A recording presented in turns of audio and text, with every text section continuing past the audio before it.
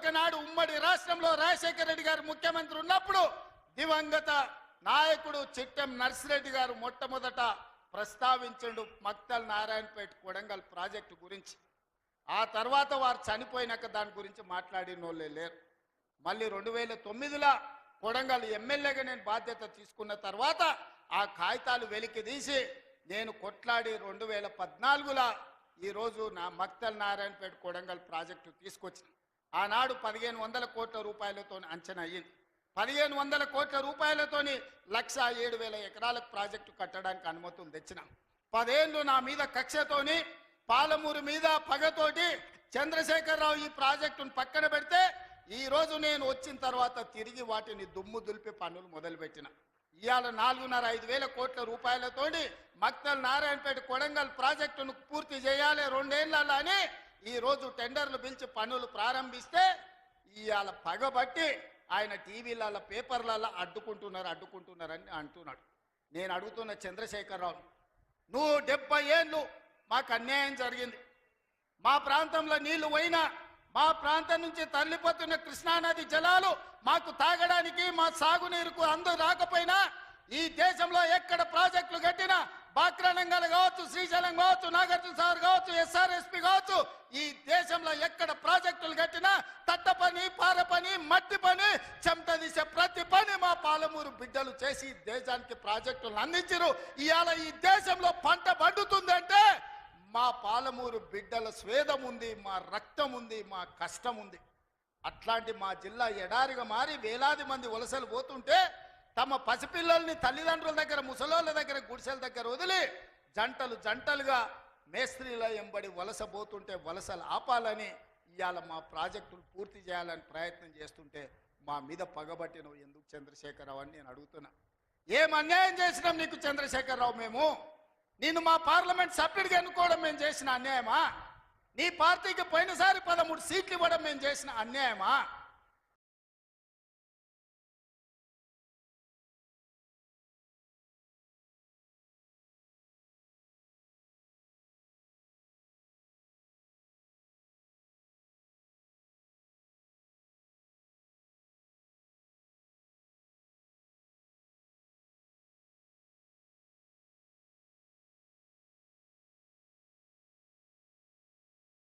ఏం అన్యాయం చేసినామని ఇవాళ మా జిల్లాల ప్రాజెక్టులను అంటుకుంటున్నాం.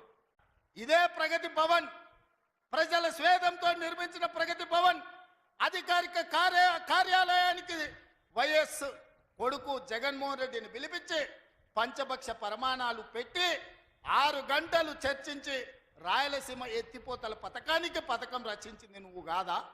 ఇది ద్రోహం కాదా? ఆనాడు రాజశేఖర రెడ్డితో కలిసి పోతిరెడ్డిపాడు ద్వారా కృష్ణానది జలాలను సీమకు తరలించకపోతుంటే హారతిచ్చింది నువ్వు కాదా? ఆనాడు మంత్రివర్గంలో నీ మంత్రులు లేరా? హరీష్ రావు గారు ఆ మంత్రివర్గంలో మంత్రి కాదా అని నేను ఇవాళ అడుగుతున్నా. అదే కాదు, జగన్మోహన్ రెడ్డి గారు ముఖ్యమంత్రి ఉన్నప్పుడు ఏ నీళ్ల కోసం తెలంగాణ రాష్ట్రం తెచ్చుకున్నామో, ఏ నీళ్ల కోసం శ్రీకాంతాచారి లాంటి యువకులు, నూనూగు మిసాల యువకులు ఆత్మ బలిదానాలు చేసుకున్నారు. ఆ బలిదానాలతో సాధించుకున్న తెలంగాణలో కృష్ణానది జలాలు రంగారెడ్డి, మహబూబ్ నగర్, అదేవిధంగా నల్గొండ, ఖమ్మం జిల్లాలకు ప్రాజెక్టులకు, భూములకు పారాల్సిన నీళ్లు రాయలసీమ జిల్లాలకు తరలించకపోతుంటే రాయలసీమ లిఫ్ట్ ఇరిగేషన్, అదేవిధంగా ముచ్చుమర్రి లిఫ్ట్ ఇరిగేషన్ నిర్మించుకుంటుంటే ఒక్క రోజైనా నువ్వు అడ్డుకున్నావా? వీరతిలకం దిద్ది జగన్మోహన్ రెడ్డికి పంచపక్ష ప్రమాణాలు పెట్టింది నువ్వు కాదా?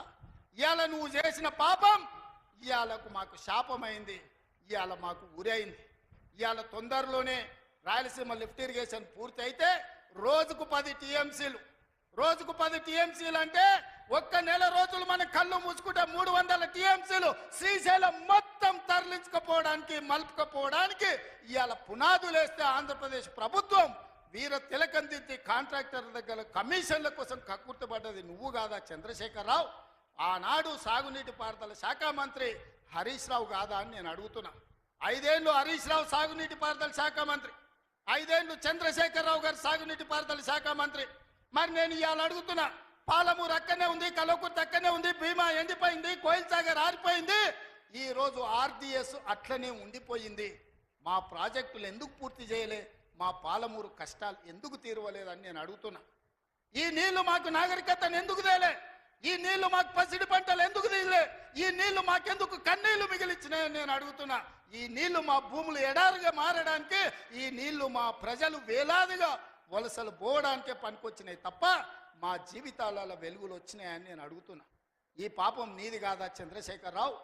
ఈ పాపం నీదే కదా? 10 ఏళ్ళు వచ్చిన తెలంగాణ రాష్ట్రంలో 2 లక్షల కోట్ల రూపాయలు సాగునీటి ప్రాజెక్టుల కోసం ఖర్చు పెట్టినావు కదా. 1,00,000 కోట్లు కాళేశ్వరం కట్టినావు. 1,00,000 కోట్లల్లా 1,000 కోట్లు మింగినావు. కట్టిన కాళేశ్వరం కుప్పగూలిపోయింది. ఇంతకంటే దిక్కుమాలిన ప్రాజెక్ట్ ఇంకెక్కడైనా ఉంటుందా అని నేను చంద్రశేఖరరావుని అడుగుతున్నా.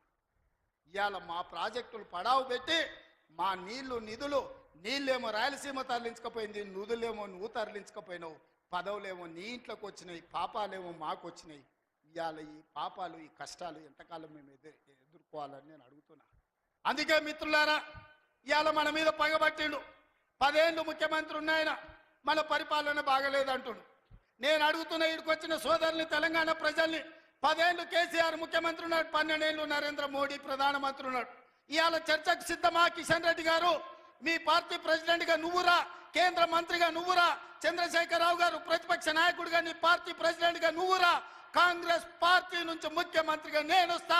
12 ఏళ్ళు మోడీ పరిపాలన మీద, 10 ఏళ్ళు చంద్రశేఖరరావు పరిపాలన మీద, 12 నెలల మా పరిపాలన మీద, ప్రజా పరిపాలన మీద చర్చ చేయడానికి నేను సిద్ధంగా ఉన్నా. చర్చలో ఓడితే ముక్కు నేలకు రాస్తా అని చెప్పి నేను ఈ సందర్భంగా సవాలు విసురుతున్నా. ఇవాళ నేను అడుగుతున్నా, మాకు అవకాశం వచ్చింది, మా జిల్లాకు అవకాశం వచ్చింది. మేము ఎవరినో అడుక్కోవడం, ఎవరి ముందల్లో చేయి దాచడం కాదు. ఇవాళ మా పాలమూరు జిల్లాకే ఒక అవకాశం వచ్చింది. మా ప్రాజెక్టులు మేము పూర్తి చేసుకోవద్దా? మా మక్తల్ నారాయణపేట కొడంగల్ ఎత్తిపోతల పథకాన్ని మేము కట్టుకోవద్దా? మా పాలమూరు రంగారెడ్డి పూర్తి చేసుకోవద్దా? మా కల్వకుర్తి పూర్తి చేసుకోవద్దా? మా బీబా పూర్తి చేసుకోవద్దా? మా నెట్టంపాడు పూర్తి చేసుకోవద్దా? మా కోయల్ సాగర్ పూర్తి చేసుకోవద్దా? మా జూరాల పూర్తి చేసుకోవద్దా? మా తుమ్మిళ్ళ ప్రాజెక్టు పూర్తి చేసుకోవద్దా? మా ప్రాంతం అభివృద్ధి చెందొద్దా అని చంద్రశేఖరరావుని అడుగుతున్నా. ఏది తీసినా, ఏది పెట్టినా వద్దు అనే తప్ప నీ నోటి నుంచి ఒక్క మాట అయినా మంచి మాట వచ్చిందా అని నేను అడుగుతున్నా. ప్రాజెక్టులు కట్టొద్దంటివి, భూములు సేకరించొద్దంటివి, పరిశ్రమలు పెట్టొద్దంటివి. లగచర్లలో పరిశ్రమలు అంటే కలెక్టర్లను చంపడానికి చూస్తేవి. మాకు పరిశ్రమలు వద్దా? మా జిల్లాకు ప్రాజెక్టులు వద్దా? మా జిల్లాలో నీళ్లు పారొద్దా? మా పంటలు పండొద్దా? మా రైతులు బాగుపడొద్దా? మేము మంచి బట్టలు కట్టుకోవద్దా? మేము బుక్కెడు బువ్వ తినొద్దా? మేము సమాజంలో గౌరవంగా బతకొద్దా? చంద్రశేఖరరావు, నువ్వు సమాధానం చెప్పని నేను వేదిక మీద నుంచి అడుగుతున్నా. మాకు ఆత్మగౌరవం లేదా? మేము మీలాక దొరలు కాకపోవచ్చు, కానీ మేము రైతు బిడ్డలమే కదా. మేము గౌరవంగా బతకాలని కోరుకోవడం తప్ప, మా ఆడబిడ్డలు వాళ్ళ పిల్లల్ని చదివించుకోవాలనుకోవడం ఏమన్నా నేరమా? ఎందుకు అడ్డుకుంటున్నారు నువ్వు, నీ కొడుకు, నీ అల్లుడు అని నేను అడుగుతున్నా. 12 నెలలు కానీ